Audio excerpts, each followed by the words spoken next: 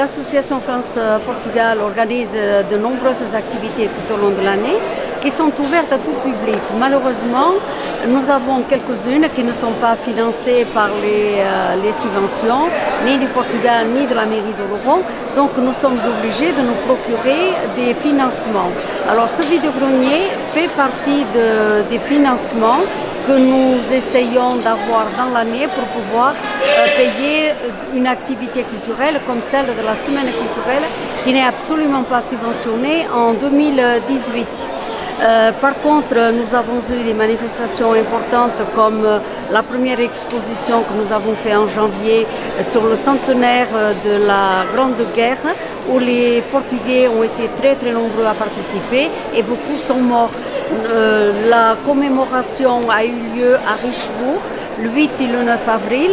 Nous étions présents aux côtés du président de la République portugaise et également à côté du président de la République française. Donc nous avons fait cette opération qui a été quelque chose de très important pour nous. Maintenant, nous avons des expositions qui tournent un peu partout, dans Oloron, mais également hors du département, puisque nous sommes une des seules associations en France à en posséder autant. Donc, chaque fois qu'il y a une demande qui est faite à l'ambassade du Portugal à Paris ou au consulat, celui-ci nous envoie directement sur nous. Il demande aux associations de nous contacter afin que nous puissions prêter les expositions. Et ensuite, nous allons participer à la fête de la musique le 21 juin. Le 20 août, non pardon, pas le 20 août, le 24 août, nous avons une très grosse manifestation au jardin public en partenariat avec la ville d'Oloron.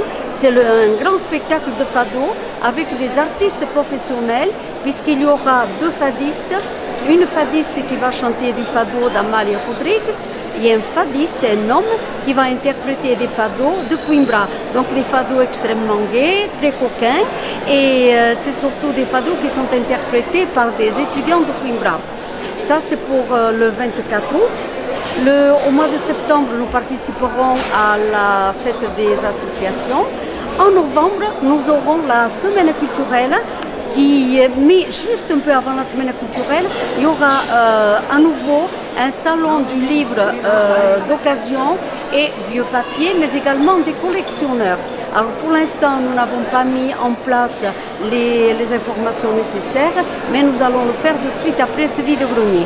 Donc ça c'est le 11 novembre, ça sera à la salle à Palace.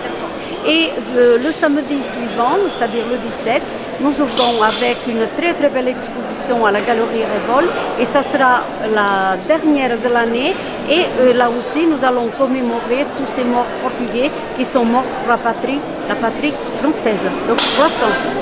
Voilà, ça c'est pour l'année 2018 et en 2019, ça sera une nouvelle année, on verra à ce moment-là ce qu'on va mettre en place.